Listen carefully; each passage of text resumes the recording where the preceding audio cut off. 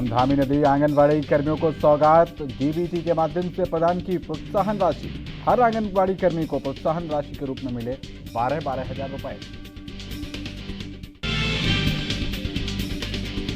उपनल कर्मियों का मानदेय बढ़ाए जाने की मंजूरी। बोले कैबिनेट मंत्री गणेश जोशी, 10 साल से अधिक अनुभव वाले कर्मचारियों की बढ़ाई जाएगी सैलरी।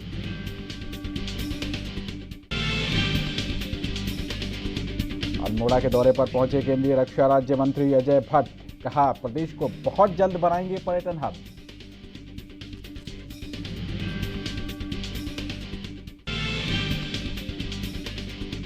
और थराली में लोगों ने चुनाव बहिष्कार का बनाया मन। ग्रामीणों ने किया रोड नहीं तो वोट नहीं का ऐलान। वर्ष 2013 से सड़क की मांग कर रहे हैं ग्रामीण।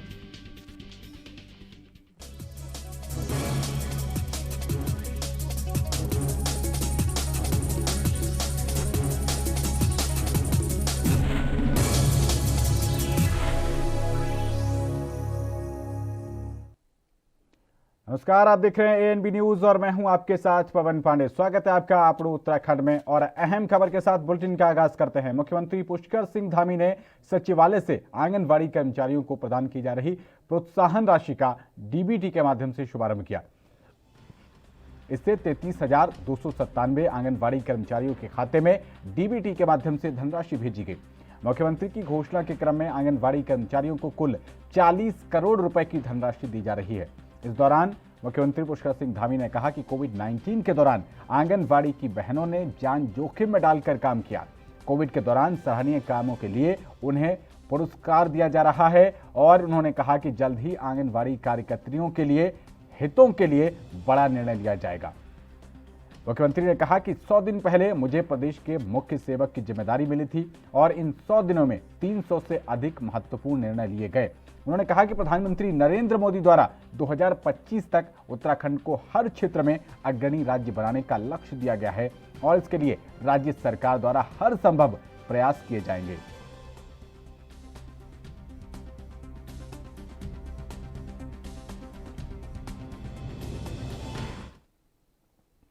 तो मुख्यमंत्री पुष्कर सिंह धामी ने मुख्यमंत्री आवास स्थित जनता दर्शन हॉल में स्नेहिल संस्था द्वारा आयोजित आजादी के अमृत महोत्सव राष्ट्रीय खेला यात्रा के उद्घाटन समारोह में मुख्य अतिथि के रूप में प्रतिभाग किया। इस अवसर पर मुख्यमंत्री ने स्नेहिल स्मारिका का विमोचन भी किया और इस मौके पर मुख्यमंत्री पुष्कर सिंह धामी ने कहा कि आजादी के अमृत महोत्सव के तहत स्नेहिल संस्था द्वारा शहीदों और क्रांतिकारियों का कला एवं साहित्यिक गतिविधियों द्वारा स्मरण किया जा रहा है। ये एक सराहनीय प्रयास है। मुख्यमंत्री ने कहा कि कला, साहित्य और संस्कृति मानव जीवन के अभिन्न अंग हैं। हमारे क्रांतिकारियों, बलिदानियों और देश की आज़ादी के लिए महत्वपूर्ण योगदान देने वालों की याद में देश भर में आज़ादी का अमृत महोत्सव धूमधाम से मनाया जा रहा है। उन्होंने कहा कि देश के इन सपूतों के कृत्यों और गाथाओं की जानकारी युवा पीढ़ी को होना जरूरी है।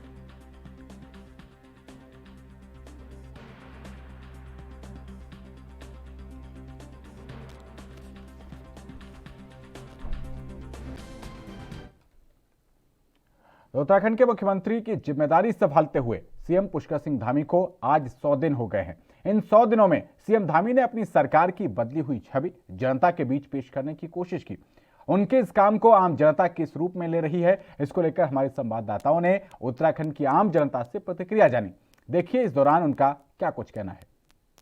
बहुत खुशी हुई पहले जान के कि 100 दिन पूरे हो गए हैं और 100 दिन के साथ काफ़ी चीज़ें भी उन्होंने करी हैं हमारे उत्तराखंड के लिए, जो कि सराहनीय है। जैसे कि हमारे आंगनवाड़ियों में महिलाओं को महालक्ष्मी किट मिला और जो बच्चे जिन्होंने अपने माँ बाप खोए कोविड के दौरान, तो उन्हें भी पैकेज उन लोगों के लिए भी लॉन्च हुआ कि उन्हें इतना पैसा मिलेगा और आगे उनकी पढ़ाई का भी उत्तराखंड सरकार जिम्मा उठाएगी। तो हमें काफ़ी खुशी हुई कि जो जिनके लिए कभी सोचा नहीं गया था उन बच्चों के लिए भी सोचा जा रहा है और समूह की महिलाओं के लिए सोचा जा रहा है और अच्छे पैकेज लॉन्च हो रहे हैं। उत्तराखंड में हर टूरिज्म विभाग में पैकेज लॉन्च हो रहा है कि जिससे टूरिज्म अप्रोच किया जाए, लोग बाहर से घूमने आए और पहाड़ों का भ्रमण किया है मुख्यमंत्री जी ने, जहाँ पे बहुत धीरे गति से हो रहा है, वहाँ पे भी बहुत जल्दी चीज़ें हो रही हैं। मुख्यमंत्री ने बहुत ही उम्दा काम करे हैं इस समय और युवाओं को लेके आगे बढ़ेंगे। अभी आपने देखा है कई नियुक्तियाँ उन्होंने निकाली हैं 22,000 से 25,000 के बीच में। जो गेस्ट टीचर थे उनके 15,000 जो उनका देय था उसे बढ़ा के 25,000 रुपये किया है तो काफ़ी अच्छे नेतृत्व में चल रहे हैं हम लोग आगे, अच्छा काम कर रहे हैं मुख्यमंत्री जी।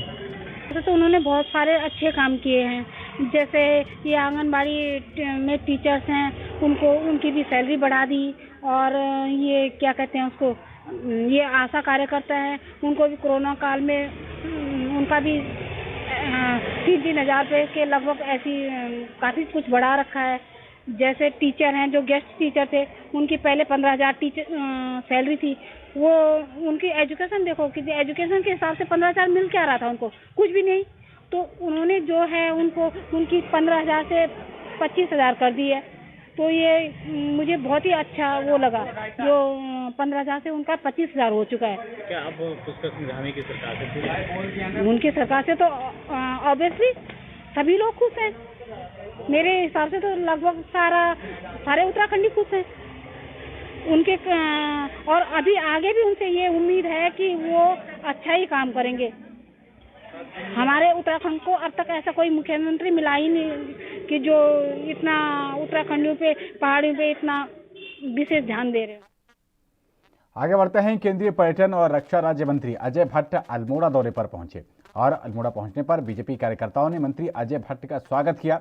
इस दौरान उन्होंने भारत की सीमा में चीन की घुसपैठ के सवाल पर कहा कि भारत की सीमाओं में आज पूरी तरीके से चौकसी है, कोई भी आज भारत की ओर आंख उठाकर नहीं देख सकता और जो जरा भी घुसने की कोशिश करता है उसको भगा दिया जाता है। इस समय देश में घुसपैठ करने की किसी की भी हिम्मत नहीं है। हमारा देश आज मजबूत हाथों में है। उन्होंने कहा कि बॉर्डर्स पर भारत के जवानों की पूरी चौकसी है और उन्होंने उत्तराखंड को एक पर्यटन हब बनाने को लेकर कहा कि केंद्र सरकार देश भर में बॉर्डर टूरिज्म को बढ़ावा देने में प्रयासरत है और प्रदेश को अब बहुत जल्द पर्यटन हब के रूप में विकसित किया जाएगा, जिसके लिए राज्य सरकार से प्रस्ताव मांगे गए हैं।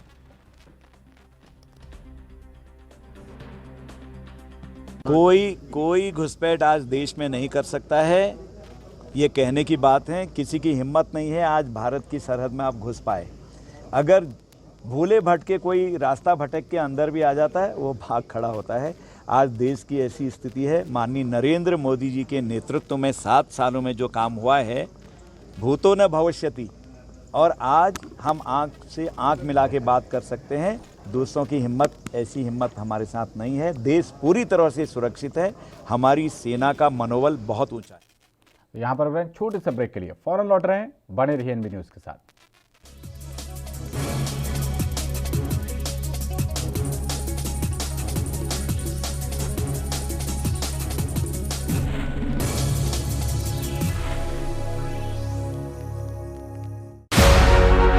उत्तराखंड की धामी सरकार।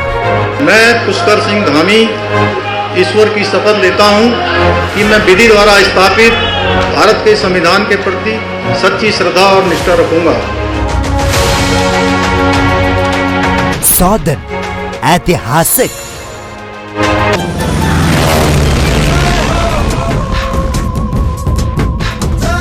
सीएम के दृढ़ संकल्प के आगे विकास का कोई रिकॉर्ड नहीं पाया टिक। मात्र 100 दिन में खींची उत्तराखंड की नई तस्वीर।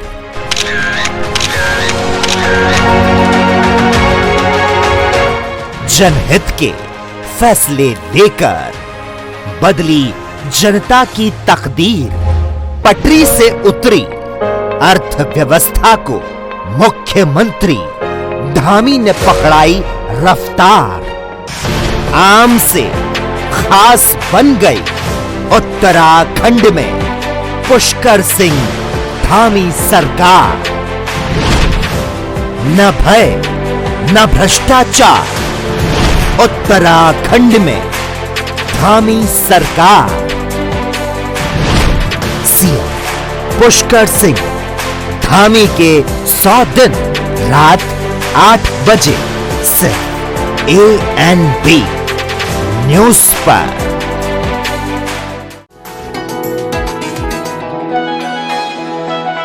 नमस्कार, उत्तराखंड सीएम हेल्पलाइन में आपका स्वागत है। उत्तराखंड सरकार और नागरिकों के बीच नहीं है दूरी। सीएम हेल्पलाइन नंबर 1905 ने खत्म की हर मजबूरी। उत्तराखंड राज्य में सुशासन की पहचान बन चुकी मुख्यमंत्री हेल्पलाइन के माध्यम से जनता की शिकायतों और समस्याओं का तेजी से समाधान हो रहा है। सीएम हेल्पलाइन सेवा 1905 के माध्यम से जनता सीधे मुख्यमंत्री तक अपनी समस्याएं पहुंचा सकती है। सरकारी विभागों में पारदर्शिता और कार्यशैली में गुणवत्ता के साथ जवाबदेही तय करना प्रदेश सरकार की सर्वोच्च प्राथमिकताओं में शामिल है, जिस लक्ष्य को हासिल करते हुए सीएम हेल्पलाइन 1905 शानदार कामयाबी हासिल कर रही है। आपने सीएम हेल्पलाइन में कोई अपनी शिकायत दर्ज करवाई थी? जैसे ही मैंने उस सीएम हेल्पलाइन में कॉल कर दी, उसके 12 घंटे के अंदर मेरी प्रॉब्लम सॉल्व हो गई थी सर। अच्छा। ये तो काफ़ी इजी हो गया है हेल्पलाइन में शिकायत करना, और वाकई 2 से 3 दिन के अंदर ही रिस्पॉन्स आ गया। ये बहुत अच्छा स्टेप है और बहुत फायदेमंद है। आज राज्य में सुराज और सुशासन के साथ साथ सरकार के प्रति जनता के भरोसे की नींव को मजबूत कर रही है सीएम हेल्पलाइन 1905। सुशासन की दिशा में उत्तराखंड सरकार के बढ़ते कदम, सरकार और जनता के बीच सिर्फ एक कॉल ले दूरी की कम।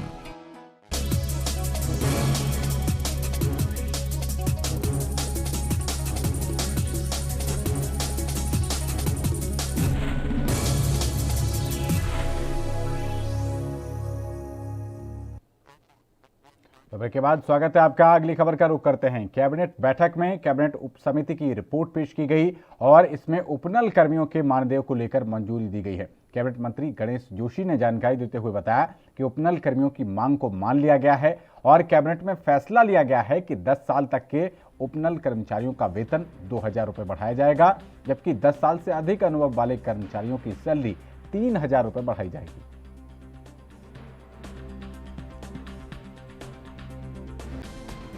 उपनल के हमारे कर्मचारी लगातार वेतन वृद्धि की मांग कर रहे थे, तो हमने फ्लैट ये निर्णय लिया है कि जिसकी नौकरी 10 साल तक है उनके 2000 रुपये और 10 साल से अधिक वाले उनको जो है 3000 रुपये की वृद्धि का निर्णय आज कैबिनेट ने लिया है। मैं उसके लिए पूरी कैबिनेट के साथ। तो यशपाल आर्य के बीजेपी छोड़कर कांग्रेस में जाने के बाद राजनीतिक अटकलें बढ़ने लगी हैं। कयास लगाए जा रहे हैं कि 2017 में कांग्रेस के बागी विधायक अब अपनी घर वापसी कर सकते हैं, लिहाजा अब बाकी विधायकों की घर वापसी की तैयारियां तेज होने लगी हैं। इसी कड़ी में बीजेपी की कैबिनेट मंत्री रेखा आर्य पर भी नजरें गड़ाई जा रही हैं कि रेखा वापस कांग्रेस का दामन थाम सकती हैं, लेकिन रेखा आर्य ने अपनी कांग्रेस में वापसी की बात को सिरे से खारिज कर दिया। उन्होंने कहा कि यशपाल आर्य को क्या परेशानी रही होगी ये तो वही बता सकते हैं। रेखा आर्य ने कहा कि यशपाल आर्य को पार्टी ने पूरा सहयोग दिया था, उनको अच्छे विभागों से नवाजा था, लेकिन जहां तक मेरा सवाल है, मैं कांग्रेस में वापस नहीं जाने वाली, पार्टी ने मुझे सम्मान दिया है।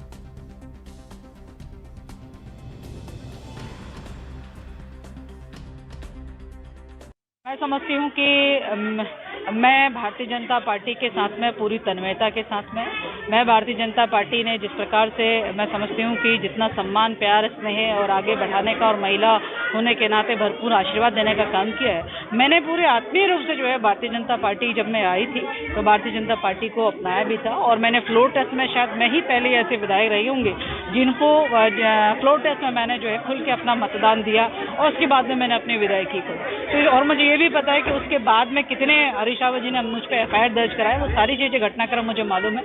मुझे इस प्रकार की बातें जो ये फैलाई जा रही है, र्यूमर यदि किसी प्रकार की हैं तो मुझे लगता है उसको यही समाप्त होना चाहिए, इसका कहीं कोई औचित्य नहीं है। मैं समझती हूँ कि मैं राष्ट्र निर्माण में, मैं समझती हूँ कि मैं उत्तराखंड के निर्माण में यदि मैं किसी पे भरोसा करती हूँ तो भारतीय जनता पार्टी और प्रधानमंत्री मोदी जी पे और पुष्कर धामी जी पे, इसलिए इस प्रकार के प्रश्नों का कोई औचित्य ही नहीं बनता। बुलेटिन में आगे बढ़ते हैं। बीजेपी सरकार में कैबिनेट मंत्री यशपाल आर्य और उनके पुत्र विधायक संजीव आर्य के कांग्रेस में शामिल होने पर कांग्रेसी गदगद हैं, जिससे अब चुनावी मौसम में ये लगता है कि कांग्रेस को आगामी 2022 के विधानसभा चुनाव फतेह करने में संजीवनी मिल गई है, जिसके बाद पूरे उत्तराखंड प्रदेश में कांग्रेसी जश्न मना रहे हैं। और इसी क्रम में आज कांग्रेस नेताओं ने लाल कुआं में मिठाई बांटते हुए नगर में ढोल नगाड़ों के साथ जश्न मनाया और ट्रांसपोर्ट नगर से कांग्रेस कार्यालय तक जुलूस भी निकाला। साथ ही रेलवे स्टेशन चौराहे पर आतिशबाजी करते हुए जमकर जश्न मनाया गया।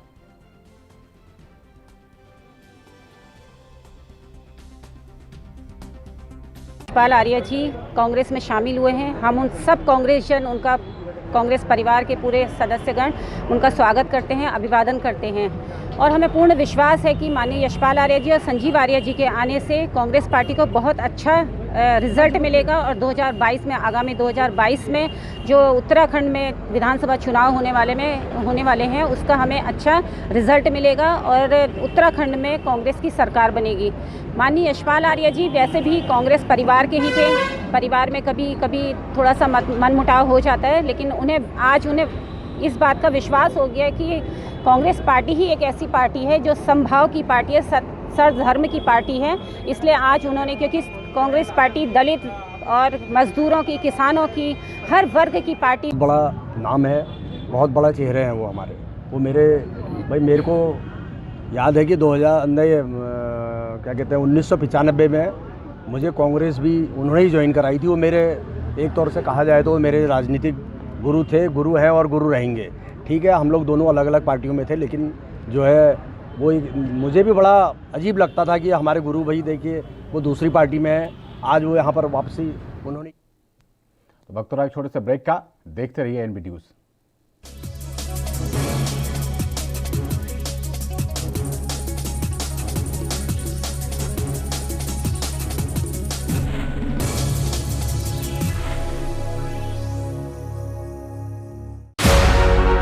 उत्तराखंड की धामी सरकार।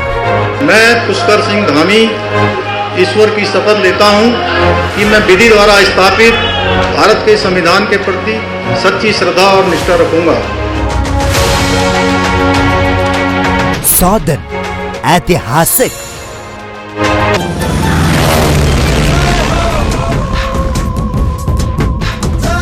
सीएम के दृढ़ संकल्प के आगे विकास का कोई रिकॉर्ड नहीं पाया टिक। मात्र 100 दिन में खींची उत्तराखंड की नई तस्वीर।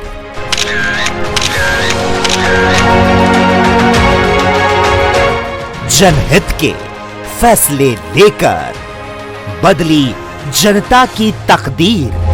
पटरी से उतरी अर्थव्यवस्था को मुख्यमंत्री धामी ने पकड़ाई रफ्तार। आम से खास बन गई उत्तराखंड में पुष्कर सिंह धामी सरकार। न भय न भ्रष्टाचार, उत्तराखंड में धामी सरकार।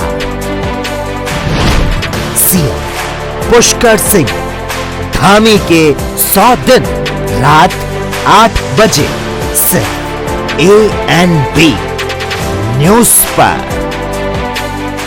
दुनिया में कोरोना महामारी ने मुश्किल हालात पैदा कर दिए हैं। इस मुश्किल समय में केंद्र और राज्य सरकार हर नागरिक के प्रति अपनी योजनाओं के माध्यम से राहत पहुंचा रही है। आज उत्तराखंड राज्य में खाद्यान्न योजनाओं को पहुंचाने में प्रदेश के मुख्यमंत्री पुष्कर सिंह धामी ने कोई कसर नहीं छोड़ी है। आज सरकार अंत्योदय अन्न योजना में प्रति परिवार 35 किलो खाद्यान्न, जिसमें 13 किलो 300 ग्राम गेहूँ और 21 किलो 700 ग्राम चावल एवं प्राथमिक परिवार योजना में प्रति माह प्रति यूनिट 5 किलो खाद्यान्न, 2 किलो गेहूं एवं 3 किलो चावल का वितरण सस्ती दरों पर कर उन्हें राष्ट्रीय खाद्य सुरक्षा योजना से लाभान्वित करने का जिम्मा उठा रही है। सरकार द्वारा NFSA कार्ड धारकों को प्रधानमंत्री गरीब कल्याण अन्न योजना के अंतर्गत नवंबर तक मुफ्त 3 किलो गेहूं और 2 किलो चावल प्रति यूनिट वितरित किया जा रहा है। राष्ट्रीय खाद्य सुरक्षा के 14 लाख परिवारों के अतिरिक्त राज्य के लगभग 10 लाख राशन कार्ड धारकों को राज्य खाद्य योजना के अंतर्गत 7.5 किलो राशन, जिसमें 5 किलो गेहूं और 2.5 किलो चावल हर महीने उपलब्ध कराया जा रहा है। राज्य के लगभग 24 लाख सार्वजनिक वितरण प्रणाली के लाभार्थियों को 2 किलो चीनी प्रति कार्ड अगस्त तक वितरित की गई है। राज्य में आए प्रवासियों को वन नेशन वन राशन योजना से लाभान्वित किया जा रहा है। खाद्य सुरक्षा योजनाओं में पारदर्शिता हो और अपने अधिकार की जानकारी हर व्यक्ति को हो, इसके लिए उत्तराखंड सरकार ने हेल्पलाइन नंबर 1800-180-4188 जारी किया है। उत्तराखंड का हो रहा सर्वांगीण विकास, राज्यवासियों को मिल रहा राष्ट्रीय खाद्य सुरक्षा योजना का लाभ।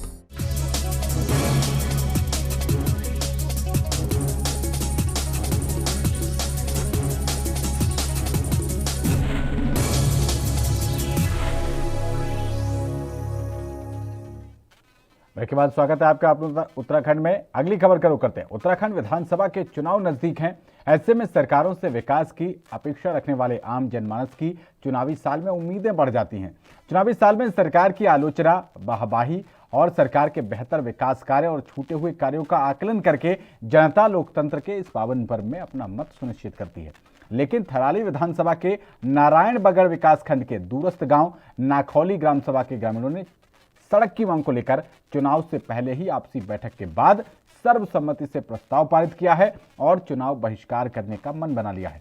दरअसल नारायणबगड़ के इस दूरस्थ गांव के ग्रामीण 2013 से ही सड़क की मांग कर रहे हैं और वर्ष 2017 में इस सड़क को स्वीकृति मिलने के बाद भी अब तक सड़क का निर्माण कार्य शुरू नहीं हो पाया है और असेड सिमली से नाखोली तक 2.5 किलोमीटर लंबी इस सड़क की फाइल अभी भी शासन स्तर पर लंबित पड़ी हुई है। इसे लेकर ग्रामीणों में आक्रोश है। ग्रामीण बताते हैं कि आजादी के 75 वर्षों के बाद भी उन्हें पैदल दूरी नापनी पड़ती है। बीमारी की हालत में डंडी कंडी के सहारे अस्पताल तक पहुंचना पड़ता है और ऐसे में देरी की वजह से कई बार उनको अपनों को भी खोना पड़ता है। ग्रामीण क्षेत्रीय विधायक से भी गुहार लगा चुके हैं, लेकिन सिवाय आश्वासन के ग्रामीणों को कुछ भी नहीं मिला। अब देखने वाली बात यह होगी कि ग्रामीणों के रोड नहीं तो वोट नहीं के ऐलान के बाद सरकार और प्रशासन इस सड़क की मांग को लेकर क्या कदम उठाते हैं।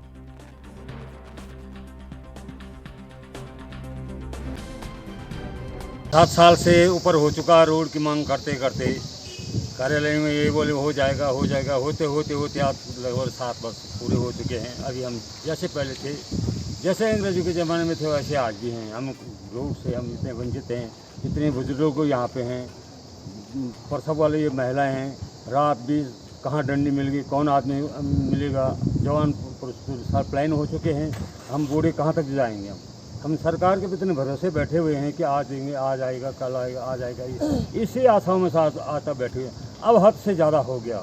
अब एक ही चीज़ है, वोट नहीं, रोड नहीं है तो वोट नहीं। यही धरना पे हम अपने न्यायालय के अंदर इसलिए आए हैं कि हमें रोड जल्दी से जल्दी हमें हमारी जो मांग है उसमें ध्यान दिया जाए। सर, हमारी ये मांगे हैं, ग्राम पंचायत नाखोली रोड से वंचित है। अभी तक मतलब 21वीं सदी में जी रहे हैं हम। हमारा जो मतलब पूरी ग्राम पंचायत ने सर्वसम्मति से ये निर्णय लिया है, जब तक हमारी मतलब मांग पूरी नहीं होती, हमारी रोड स्वीकृत नहीं होती, रोड टेंडर नहीं होते, तब तक हम मतलब रोड नहीं तो वोट नहीं। सभी ने मतलब ये सर्वसम्मति से ये निर्णय लिया है पूरी ग्राम पंचायत। नाखोली से हूँ और मेरे क्षेत्र के अंतर्गत नाखोली ग्राम सभा है, जिसमें जो कि रोड से वंचित है। आज तक यहाँ पे रोड की सुविधा नहीं है और जंगल का रास्ता से जाना पड़ता है। लोगों को बहुत तकलीफ का सामना करना पड़ता है और मेरी ग्राम सभा के सभी ग्रामवासियों का ये कहना है कि अगर रोड नहीं तो वोट भी नहीं। और मैं इनके साथ हूँ और मुझे चाहे आगे कुछ भी करना पड़े, मैं अपने ग्राम सभा के साथ हूँ। और मैं सरकार से यही कहना चाहती हूँ कि जल्द से जल्द मेरी ग्राम सभा में रोड पहुँचाने की कृपा कीजिएगा। और यहाँ के बच्चे बुजुर्ग जो भी हैं बड़े तकलीफ़ों का सामना करते हैं, स्वास्थ्य से शिक्षा से, मतलब किसी भी प्रकार की सुविधा इन्हें बिना रोड की नहीं मिल पाती है। सड़क की मांग को लेकर विधायक जी से भी की हमने बात, कई बार विधायक जी 1-2 बार हम यहाँ भी आ चुके हैं और कहीं हम हमेशा ये मुद्दा खुद ही विधायक जी वहाँ पैदल चल के आते हैं। इतना तो विधायक जी को भी ध्यान होना चाहिए था, लेकिन इसके बारे में किसी ने आज तक कोई। आगे बढ़ते हैं। पेट्रोल डीजल के बढ़ते दामों को लेकर हर एक व्यक्ति परेशान है और इसका खामियाजा आने वाले समय में बीजेपी सरकार को भुगतना पड़ सकता है। आंकड़ों की माने तो कुछ महीनों पहले पेट्रोल और डीजल के दामों में 2 गुना बढ़ोतरी हुई है, जिसको लेकर आम जनता में भारी रोष देखने को मिल रहा है और बढ़ती महंगाई ने आम आदमी की कमर तोड़ने का काम किया है। आम जनता का कहना है कि आज पेट्रोल 100 के पार हो चुका है और सरकार को इसका खामियाजा जरूर भरना पड़ेगा।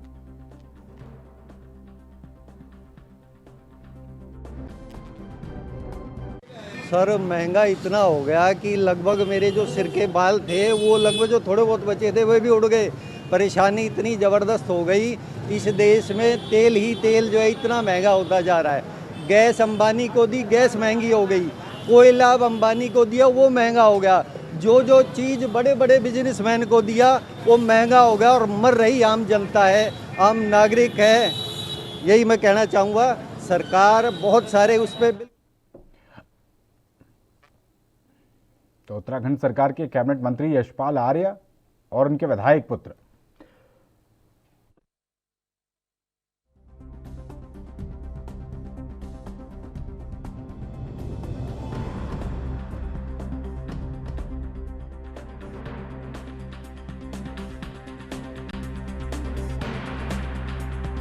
इसी से जान सकते हैं कि यशपाल आर्य से लोग कितना प्रेम करते हैं। उनके जाने का बहुत गम था लोगों को, लेकिन अब वो फिर से अपनी पुरानी कांग्रेस में आ रहे हैं और आ रहे नहीं आ गए हैं। तो इसका एक खुशी का माहौल चारों तरफ देखने को मिल रहा है और इसका असर आने वाले चुनाव पे पड़ेगा।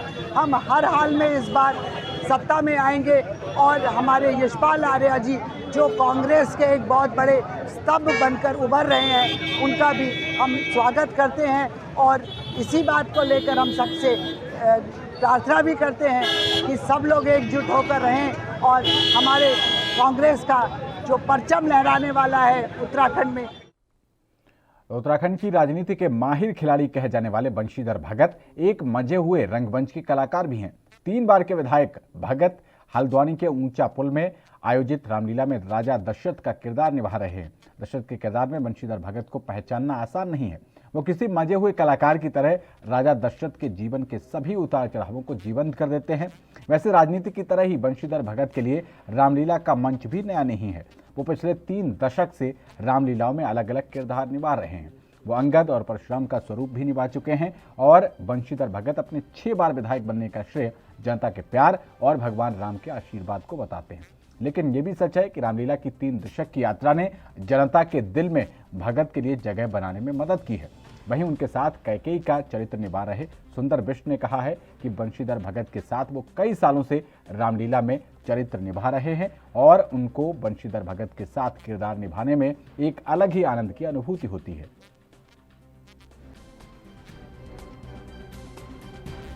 मेरा बचपन का शौक है। जब मैं 18-20 साल का था तब से मैं नाटकों में काम शुरू किया था।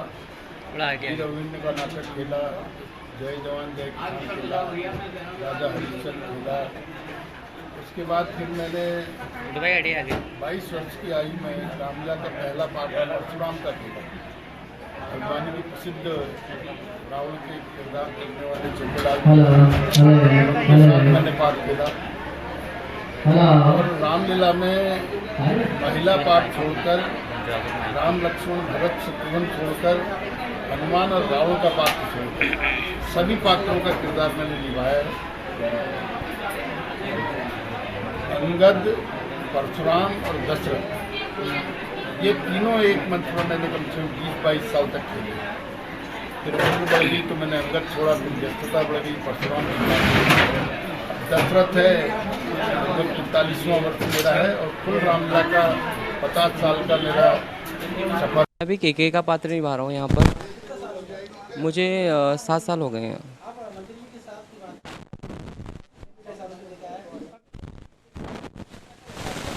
नहीं, दिक्कत तो कोई आती नहीं है। एक्चुअली में अभी भी जो भी है अभी भी आप साथ इनका बना रहता है और सही ढंग से रिहर्सल भी होती है। सब चीज़ बताइए। हाँ, उस समय तो लगता है कि मैं इनकी रानी हूँ और जो चल रहा है उसके अकॉर्डिंग सारा काम होता है। तो इन दिनों पूरे देश में नवरात्रि की धूम देखने को मिल रही है। वहीं उत्तराखंड में भी माता का त्योहार बड़ी धूमधाम से मनाया जा रहा है। हरिद्वार के शिवालिक नगर स्थित शिव मंदिर के प्रांगण में भव्य नवरात्रि गरबा महोत्सव का आयोजन किया जा रहा है, जो कि 14 अक्टूबर तक मनाया जाएगा। और कार्यक्रम में बतौर अतिथि के तौर पर पहुंचे हरिद्वार के पूर्व मेयर मनोज गर्ग ने माता की पूजा अर्चना कर गरबा महोत्सव का शुभारंभ किया। इस दौरान उन्होंने भी माता के भक्तों के साथ डांडिया का जमकर आनंद लिया और इस अवसर पर सभी को नवरात्रि पर्व की बधाई देते हुए कहा कि ये सनातन परंपरा जो चली आ रही है वो आज इस महोत्सव के माध्यम से सभी में देखने को मिल रही है और ऐसे आयोजन करने पर आयोजक बधाई के पात्र हैं।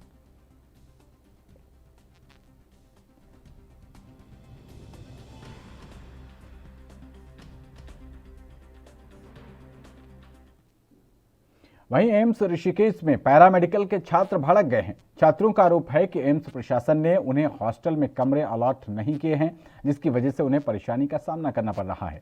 यही नहीं, एक छात्रा को कमरा देने के बाद खाली करा लिया गया, इससे नाराज होकर छात्रों ने एम्स प्रशासन के खिलाफ धरना प्रदर्शन शुरू कर दिया है। छात्रों ने चेतावनी दी है कि यदि उनकी मांगों पर एम्स प्रशासन ने ध्यान देते हुए जल्द से जल्द हॉस्टल में कमरा उपलब्ध नहीं कराया तो वो उग्र आंदोलन के लिए बाध्य होंगे। वहीं एम्स के पीआरओ हरीश मोहन थपलियाल का कहना है कि नियमानुसार एमबीबीएस और बीएससी नर्सिंग के छात्रों को ही हॉस्टल में कमरा अलॉट कराया जाता है, जबकि पैरामेडिकल छात्रों के प्रोस्पेक्टस में साफ लिखा है कि उन्हें ये सुविधा नहीं दी जाएगी। मेरा नाम नम्रता यादव एलाइड हेल्थ साइंस की स्टूडेंट है। हमें 3 तारीख को रूम अलॉट हो गया था। फिर इसके बाद हमें ये बोला गया अलॉटमेंट के फॉर्म डालो। फिर जब अलॉटमेंट का फॉर्म डालने हम गए तो फिर वहाँ से चीफ प्रोवोस्ट का कॉल आ गया कि इनको मतलब रूम खाली करना पड़ेगा। तो फिर हमारी इसमें क्या गलती है? तो हमें तो रूम मिल गया था। फिर हमें ये बोल रहे हैं कि रूम खाली करने को 5 को हमें रूम खाली करने को बोल रहे हैं। तो उस टाइम हम ये प्रेशर भी कर रहे हैं खाली करो। तो फिर हमने बस एक एप्लीकेशन फॉर्म डाल दिया था कि अभी हमें थोड़ा टाइम दो। तो फिर इसके बाद हमें ये रात को भी अंदर 9 बजे रात को भी अंदर हमें नहीं जाने दे रहे हैं और हमें ये बोल रहे हैं कि तुम्हें फिर जब हम डीन ऑफिस के पास गए तो फिर वो हमारा एप्लीकेशन फॉर्म फाड़ के फेंक दे रहे हैं और वो हमारी एक भी बात सुन भी नहीं रहे हैं। एक बार भी हमसे नहीं पूछा कि हम रात को कहाँ पे थे, कहाँ पे नहीं थे। मेरा नाम विकास बिश्नोई है। हम एलाइड हेल्थ साइंस कोर्स के 20 बैच के छात्र हैं। हमारी एक बैचमेट को रात को 9 बजे बिना कारण बताए हॉस्टल से बाहर निकाल दिया जाता है, उसका रूम लॉक कर दिया जाता है। जब हम 5-6 लोग। तो इस बुलेटिन में फिलहाल इतना ही। देश और दुनिया की तमाम अहम खबरों के लिए बने रहिए एनबी न्यूज़ के साथ। नमस्कार।